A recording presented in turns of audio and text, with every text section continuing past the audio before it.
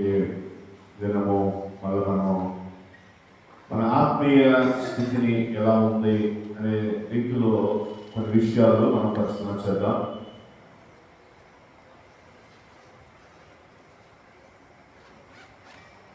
దేవుని యొక్క పరిశుద్ధ గ్రంథంలో రాయబడినటువంటి ప్రతి మాటను బట్టి కూడా మనం జ్ఞాపకం చేసుకుంటూ,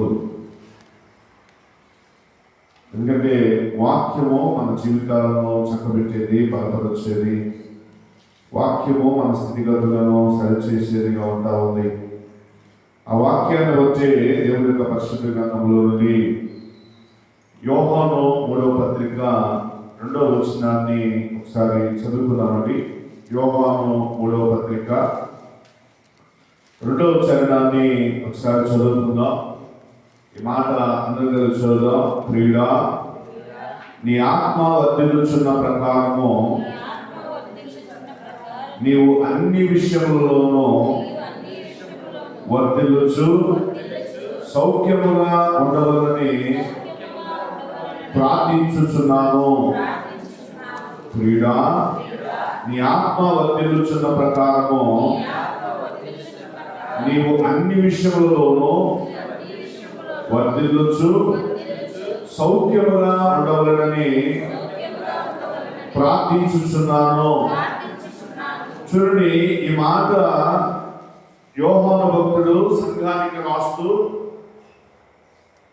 ప్రత్యేకమైనటువంటి స్థితిలో మన ఆత్మలో మనము నెమ్మది, సమాధానము, సుఖము, సౌఖ్యము కలిగి ఉండాలనేటువంటి ఒక ప్రత్యేకతను భక్తుడు తెలియజేస్తా ఉన్నాడు.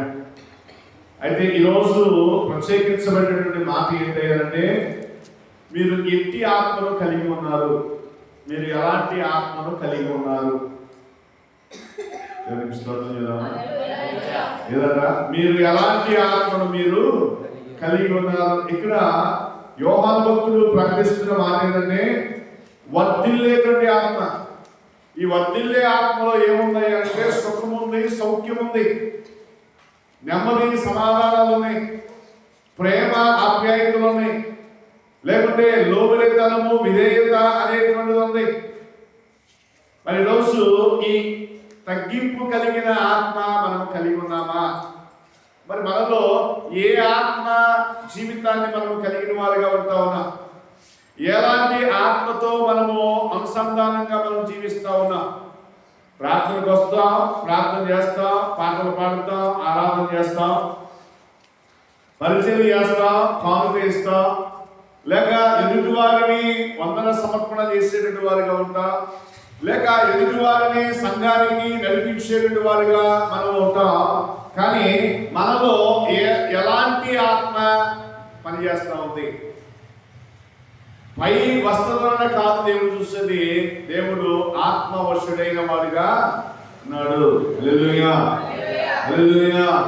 చూడండి, కొన్ని విషయాలలో కనుక మనలో వర్ధిల్లేటువంటి ఆత్మ ఉంటే మనం ఏం చేస్తే మన జీవితాలు మేలుకరంగా ఉంటాయి. లేక మనలో ఎలాంటి ఆత్మ సంబంధమైనటువంటి క్రియలు మనలో ఉంటామని అని కనుక మనము తేటగా పరిశీలన చేస్తే, చూడండి, ఒకసారి అబ్రహాము యొక్క జీవితంలో ఒక సందర్భాన్ని మనకు తేటగా కనబడుతుంది. ఆదికాండము 18వ అధ్యాయము 23వ వచనంలో ఒక మాట రాయబడతా ఉంటుంది. ఆదికాండము 18వ అధ్యాయము 23వ వచనంలో అక్కడ అబ్రహాము గారు విజ్ఞాపన చేస్తూ ఉంటాడు, ప్రార్థన చేసేటువంటి వారిగా ఉన్నాడు. ఆ ప్రార్థన ఎలాంటి ప్రార్థన అంటే, దుష్టులతో పాటు నీతిమంతులను నశింపజేసేదవా.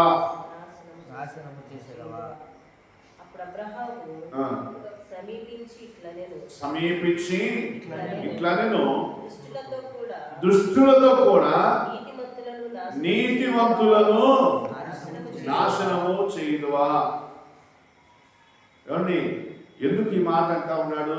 ఎవరిని బట్టి మాట అంటా ఉన్నాడు అంటే, అబ్రహాము ఆ ప్రార్థన ప్రాంతము నశించిపోతుందని, ఆ ప్రాంతము దేవుని ఉగ్రతకు గురవుతుందని, ఆ ప్రాంత ప్రజలు దేవుని కోపానికి ఆహుతవుతున్నారని, ఆ ప్రాంతములో నీతిమంతులు ఉన్నారయ్యా, ఆ ప్రాంతము నీ ఉగ్రతకు గురైపోతా ఉంది, ఆ ప్రాంతము నీ కోపానికి గురైపోతుంది అని ఆ ప్రాంతములో నశించిపోతున్న వారి వరకు ఆయన అడుగుతున్న విన్నపం ఏంటో తెలుసా? అయ్యా, దుష్టులతో పాటు నీతిమంతులు కూడా నీవు నశింపజేస్తావా? ఆ ప్రాంతంలో భక్తి పరులు ఉన్నారు కదా, ఆ ప్రాంతంలో నిన్ను ఎదిగిన వారు ఉన్నారు కదా, ఆ ప్రాంతంలో నీ కొరకు జీవించిన వారు ఉన్నారు కదా, ఆ ప్రాంతంలో సమర్పణ కలిగిన వారు ఉన్నారు కదా, ఆ ప్రాంతంలో భక్తి అలా ఆసక్తి కలిగిన వారు ఉన్నారు కదా, మరి వారిని కూడా నశింపజేస్తావా?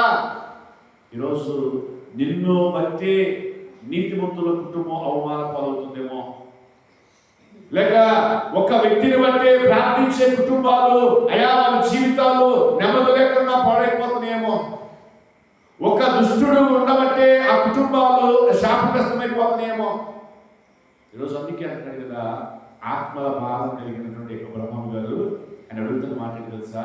దుష్టుని బట్టి నీతిమంతులను కూడా నశింపజేస్తావా? ఎవరిని బట్టి అడుగుతున్నాడు ఆయన? ఎవరు దుష్టులు? నీతిమంతులు ఎవరా?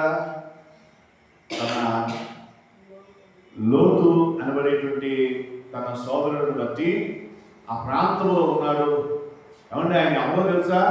ఆయన అబ్రహామును మోసం చేసి వెళ్ళాడు, అబ్రహామును గాయం చేసి వెళ్ళాడు, అబ్రహామును ఏడిపించి వెళ్ళాడు, అబ్రహామును అవమానపరిచి వెళ్ళాడు, అబ్రహాములో ఆస్తి వాటాల దగ్గర గొడవ వచ్చి పనివారికి గొడవ వచ్చినప్పుడు పనివారిని రెచ్చగొట్టి గొడవ రేపి తన భాగాన్ని తను తీసుకొని పెంచి పోషించి సంరక్షించి ప్రతి దానిలో వాటా ఇచ్చి వారిని సంరక్షిస్తే అబ్రహాముతో గొడవని సొదొమకు వెళ్ళినటువంటి లోతును బట్టి అంటాడు కదా, నీతిమంతులు అక్కడ ఉన్నారయ్యా, దుష్టులను బట్టి నీతిమంతులు కూడా నశింపజేస్తావా?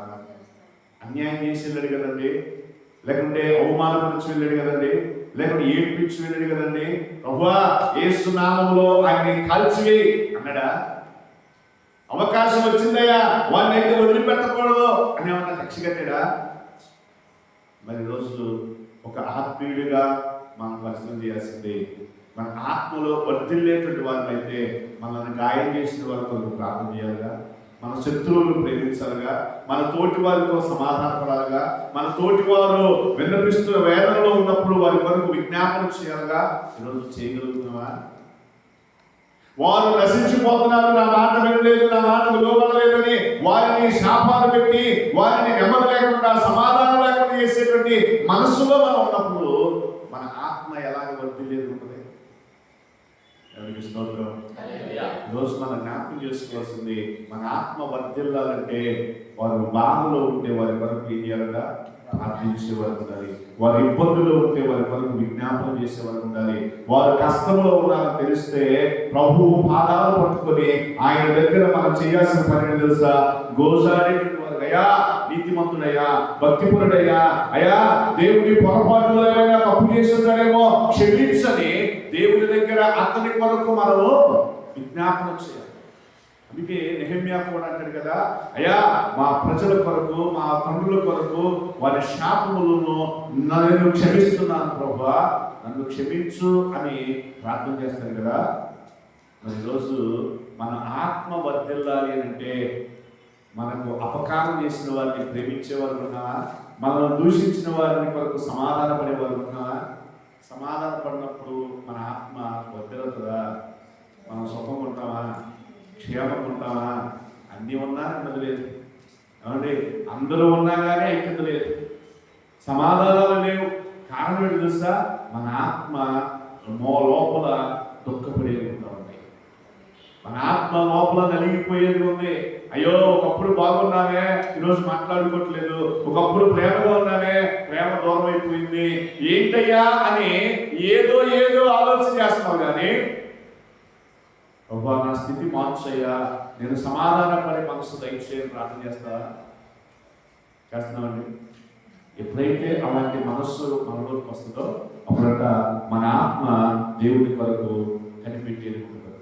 హల్లెలూయా, హల్లెలూయా. చూడండి దేవుడి మాటలో చూడగలిగితే ఎందుకు ఈ మాట్లాడుతున్నాడంటే, ఈ మాటలో అబ్రహాము గారు పరిశీలన చేసినప్పుడు ఆయన ఆ మాటలు చదువుకుంటూ వచ్చి 27వ వచనంలో ఒక మాట అంటాడు. ఆదికాండము 18వ అధ్యాయము 27వ వచనంలో మాట రాయబడుతూ ఉంటుంది. ఎందుకనంటే అందుకు అబ్రహాము ధూళియు బూడిదనైన నేను ప్రభువుతో మాట్లాడ తెగించుచున్నాను. చూడండి ఏమంటున్నాడు ఆయన. నేను భక్తిపరుడని చెబుతున్నాడా, నేను శక్తి కలిగిన వాడిని చెబుతున్నాడా, లేకుంటే నేను ధనైశ్వర్యాలు కలిగిన వాడిని చెప్తున్నాడా, నీ వాగ్దానం ప్రకారం నేను జీవించనయ్యా అని చెబుతున్నాడా? అది కాదుగా ఆయన చెప్తుంది. అని అంటాడు కదా, అయ్యా నేను ధూళిని, నేను దుమ్మును, నీకు విజ్ఞాపన చేసేటువంటి యోగ్యత కూడా నాకు లేదయ్యా అని దేవుడి దగ్గర తగ్గించుకుంటా ఉన్నాడు. దేవుడి దగ్గర విధేయుడవుతా ఉన్నాడు. ఈరోజు మన స్థితిని బట్టి మనం తగ్గించుకొని దేవుడి దగ్గర మనం ఎంతగా తగ్గించుకుంటామో, అందుకే దావీదు భక్తుడు నేను ఏం పార్టీ వాడినయ్యా నన్ను ఈ స్థితిలో ఉంచాను. దేవుడిలో మనం ఎలాగైతే ఆ సమర్పణ కలిగే మనసు మనలో వస్తుందో అప్పుడు మన మనవులు దేవుడు ఆలకిస్తాడు. మన మనవ ఆలకించాలంటే మనలో గర్వం ఉండి, అహంకారం ఉండి, కోపం ఉండి, పాపం ఉండి, శత్రుత్వం ఉండి, భేదాలుండి, లేకుంటే కక్షలుండి, అసూయలుండి మనం క్షమించైనా వారిని క్షమిస్తున్నారు ప్రభు అని అంటే కాదు. ముందు మన హృదయ శుద్ధి కావాలి. ఏం కావాలి? హృదయ శుద్ధి కావాలి. మనం కోరుకునేది బాహ్య శుద్ధే కానీ హృదయ శుద్ధి కోరుకుంటామా? అది తెలియదుగా, అది మనుషులుగా కనపడదుగా. కనపడుతుంది హృదయ శుద్ధి కనపడదుగా. లోపల అక్కయ్యని ఎంత కుళ్ళుకుంటున్నావో, ఏమంటే అక్కయ్యని ఎంత ఈసి పడుతున్నావో, పైకి అసలు నువ్వు అక్క నువ్వు చేస్తే చాలా బాగుంటుంది, నువ్వంటే అసలు ఎంతగా కష్టపడుతున్నావో అని అంటావు. అక్కయ్యకి అనుమానం నింపు పెడతావు. ఏంటంటే ఇక్కడ యోబు భక్తుడు అబ్రహాము యొక్క జీవితంలో లోతు అంతగా ఏడ్పించినా కానీ, లోతు అంతగా కన్నీరు తెప్పించినా కానీ, లోతు అంతగా వేరైపోయినా కానీ, ఇంకా నా కొడుకు పుట్టరు, లోతే నా కొడుకు లాంటి వాడు అనేటువంటి మనస్సు కలిగిన జీవితం కూడా వచ్చింది ఆయనకి. హల్లెలూయా. అలాంటి మనస్సు వచ్చినటువంటి అబ్రహామును లోతు ఏడ్పించి వెళ్ళాడు. మరి ఈరోజు ఆత్మలో వర్ధిల్లాలి అంటే నశించిపోతున్న దాని కొరకు మనం ఏం చేయాలంట? ప్రార్థించేవారు. లేకుంటే మనను గాయపరిచిన వారి కొరకు మనం ఏం చేయాలంట? ఆత్మల భారం, నశించిపోతున్న ఆత్మల భారం కలిగిన వారుగా ఉండాలి. ఈరోజు ఉందా ఆత్మల భారం? ఎవరు నశించిపోతుంది? మనకు దూరం అయ్యే వాళ్ళే, మన ఇంటి వాళ్ళే, మన రక్త సంబంధికులే. బయటవాడు కాదుగా, బయటవాడు కాదు కదండి. లోతు బయటవాడా బంధువా? అబ్రహాముకి బంధువే. చూడండి, ఇప్పుడు బయట వాళ్ళు, ఇప్పుడు బంధువులింట్లో శుభకార్యం జరిగింది అనుకోండి, తెలిస్తే వెళ్తామా, పిలిస్తే వెళ్తామా? ఆయన వచ్చి పిలిస్తే వెళ్తాం ఎప్పుడు? శుభకార్యానికి. అదే కష్టంలో ఉన్నాడని తెలిస్తే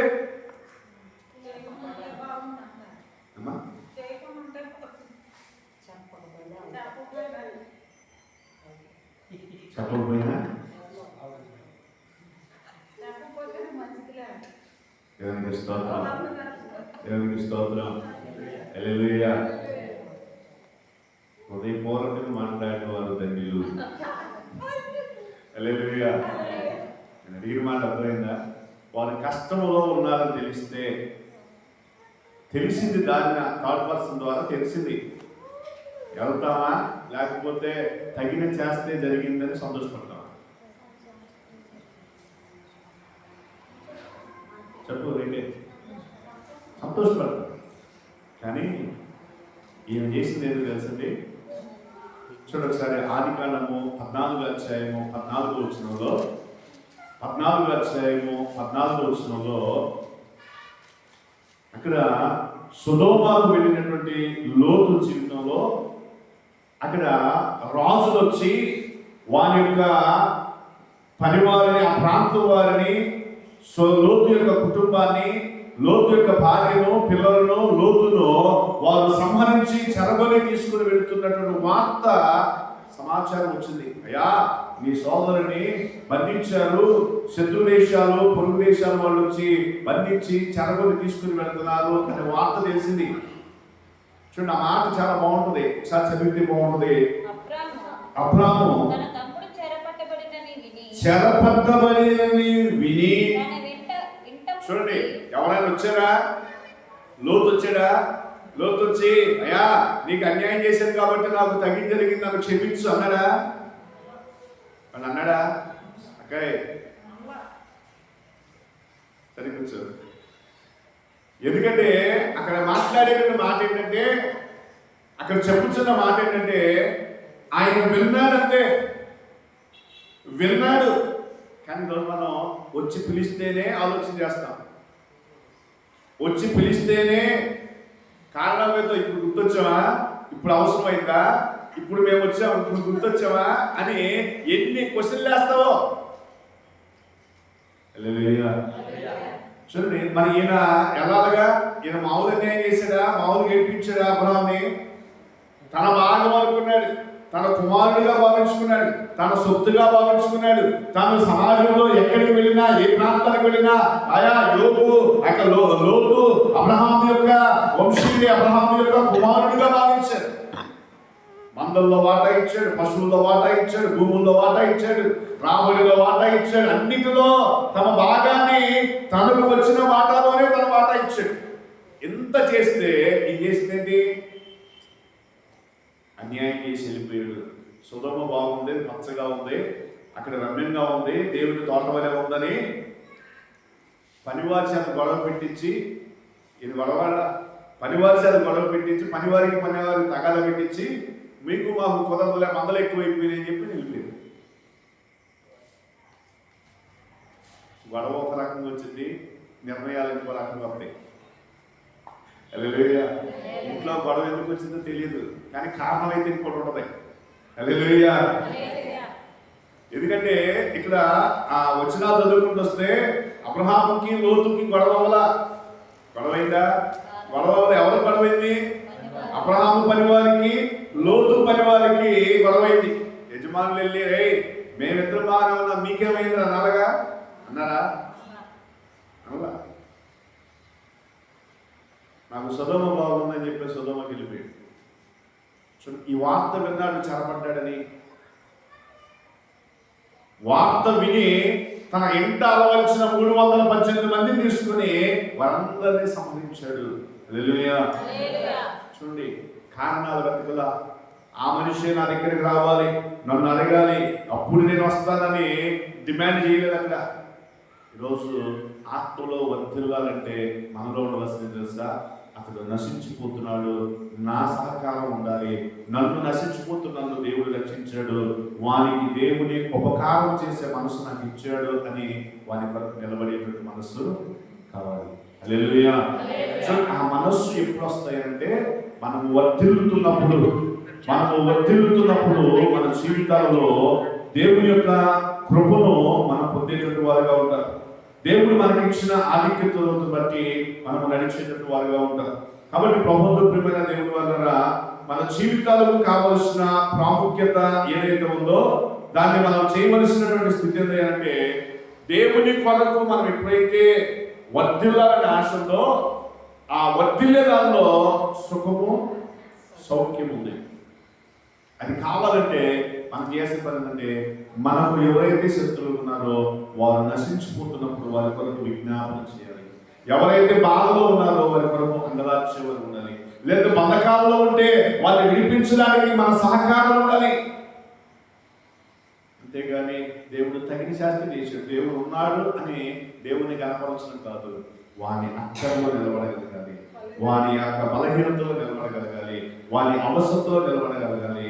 ఎప్పుడైతే అలా నిలబడతామో అనేకమైనటువంటి కార్యాలను మన జీవితంలో దేవుడు చేస్తాడు. ఇంకొక మాట చెప్పి పరిశుద్ధ గ్రంథంలో చూద్దాం. లూకాసు వార్త 9వ అధ్యాయము 54వ వచనాన్ని ఒకసారి చూద్దాం. లూకాసు వార్త 9వ అధ్యాయము 54వ వచనం. లూకాసు వార్త 9వ అధ్యాయము 54వ వచనం. లూకాసు వార్త 9వ అధ్యాయము 54వ వచనం. శిష్యులైన కింద లైన్ లో చూడండి, 54, 55 మధ్య కింద లైన్ ఉండగా ఆయన వారి తట్టు తిరిగి వారిని గద్దించెను అన్నట్టు. ఆ మాటలో 4వ నెంబర్ వేసి ఉంటుంది, కింద లైన్ లో రాయబడుతుంది. ఫుట్బాల్ లో ఏమంటుంది అక్కడ? చిన్న అక్షరాలతో రాయబడి చూడండి. మీరు ఎరుగరు మనుష్య కుమారుడు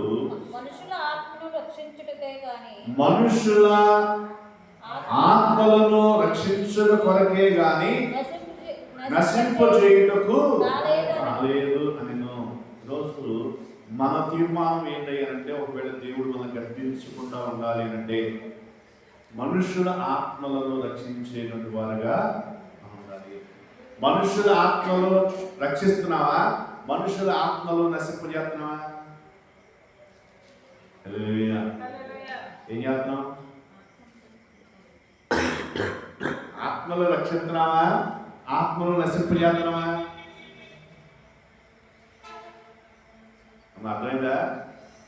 యేసుక్రీస్తు వారి గురించి చెప్పిన మాట ఏంటంటే, ఆయన మనుషుని యొక్క ఆత్మలు నశింపజేయడానికి రాలా, రక్షించడానికి వచ్చాడు. ఇప్పుడు మనం రక్షిస్తున్నావా, నశింపజేస్తున్నావా?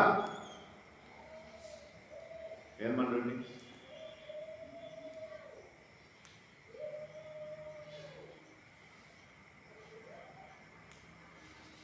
మన జీవితాలలో మనం జ్ఞాపకం చేసుకోవాల్సిన ప్రార్థన ఏంటంటే, మన జీవితాలలో ఎందుకు ఈ మాట అన్నాడంటే, యేసుక్రీస్తు వారు ఆ ప్రాంతంలో వెళ్తున్నప్పుడు ఆ ప్రాంతంలో యేసుక్రీస్తు వారి ఊర్లోనికి రానివ్వాల.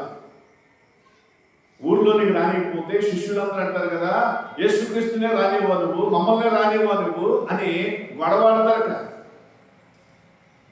గొడవని వీళ్ళని శపించు అని ఆయన తొందర పెడతా ఉంటారు.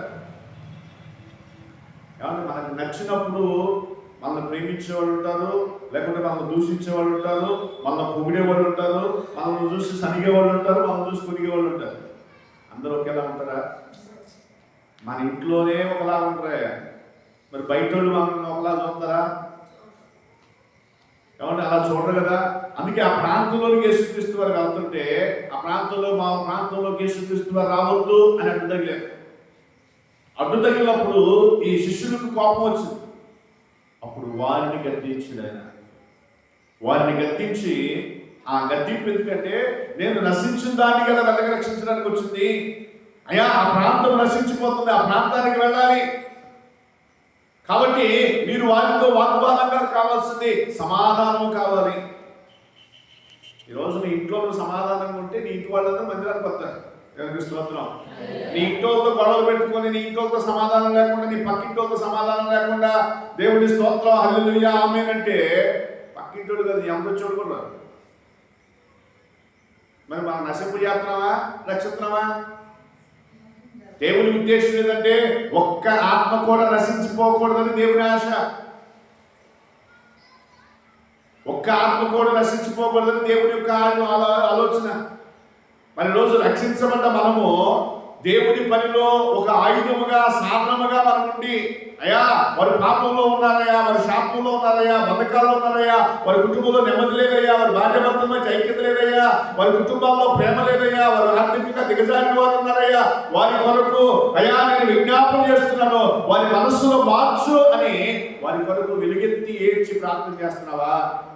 లేకుంటే మీ వల్లే ఎలా అయిపోయింది అని కుటుంబాన్ని నెమ్మది లేకుండా చేస్తున్నావా?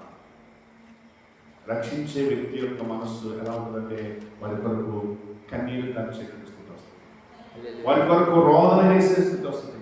ఈరోజు మనం అలాంటి స్థితిలో ఉండగలుగుతున్నామా? ఎందుకంటే ఆత్మ మనలో వర్తిల్లుతున్నప్పుడు ఈ ప్రక్రియ మనలో కనపడుతుంది. ఒకటి ఆత్మలో నశింపు చేయకుండా కాపాడేటువంటి వారుగా ఉంటాం. రెండోది, శత్రువులు కూడా మనం ఏం చేస్తామంటే అపాయంలో ఉన్నారని తెలిసి వారికి మేలు చేయడానికి వెళ్ళేవాళ్ళు. ఈరోజు ఈ స్థితి మనలో ఉందా?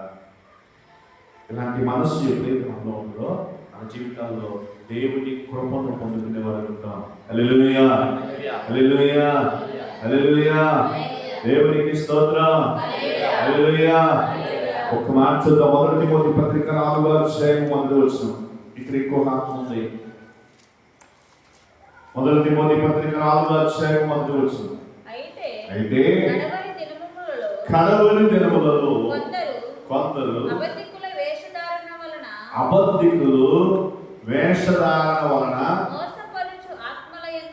ఏదట? ఏ ఆత్మ అంట? మోసపరిచే ఆత్మ. హల్లెలూయా. మోసపరిచే ఆత్మ ఎలా వచ్చింది? వేషధారణ వల్ల వచ్చింది. వేషధారణ వల్ల వచ్చింది. మందిరంలో ఉంటారు, పరిచయం చేస్తారు, బయటికి వెళ్ళి తగాదాలాడతారు, గొడవలాడతారు, బూతులాడతారు, అబద్ధాలు చెబుతారు, పాపం చేస్తారు, ఏం కాదులే కానీ అంటారు. వేషధారణ. అందుకే దేవుడు పాపిని ప్రేమిస్తాడు, పాపాన్ని మాత్రం ద్వేషిస్తాడు. వేషధారణ అయితే క్షమించుకోడు. వేషధారణ అయితే క్షమించుకోడు. ఎందుకంటే వారి గురించి రాయబడిన అనేక మాటలు ఉన్నాయండి. ఒంటె సూర్యగర్చంలో అయినా ఉంది కానీ వారి పరలోక రాజ్యంలో స్థానం ఉందా? చూడండి, వేషధారణ అనేది ఎలా ఉంటుంది అంటే వారి డాంబికం చాలా బాగుంటుంది, వారి భక్తి చాలా బాగుంటుంది, వారి యొక్క ఆత్మీయ స్థితి చాలా బాగుంటుంది, వారి యొక్క మాటలు వాక్యంతో కూడిన మాటలు బాగుంటాయి. కానీ వ్యక్తిగత జీవితాల్లోకి వెళ్తే దానికి అంతా రివర్స్లోనే ఉంటాయి. అందుకే వారి గురించి రాయబడిన మాటలు తెలుసా? మోసపరిచేటువంటి ఆత్మ. అయ్యా వాళ్ళు చేస్తున్నారుగా, ఆయన ప్రార్థనకి వెళ్తున్నాడుగా, ఆయన చేస్తున్నాడుగా, అందుకే నేను చేస్తున్నాను. ఇప్పుడు ఎవరిని మోసం చేస్తున్నా? నీవు మోసపోయేది కాకుండా నీ ద్వారా ఎవరిని మోసం చేస్తున్నా? తోటి వారిని మోసం చేస్తున్నా. అందుకే మనం వర్ధిల్లాలి అని అంటే, ఆత్మలో మనం వర్ధిల్లాలంటే మోసపరిచే వారిగా కాదు, నశించిపోయేదాని కొరకు భారం కలగాలి, ఆత్మల కొరకు భారం కలిగిన వారుగా ఉండాలి. అట్టి కృప దేవుడు మనకు అనుగ్రహించినట్లుగా రాత్రికాల సమయంలో ప్రార్థన చేద్దాం.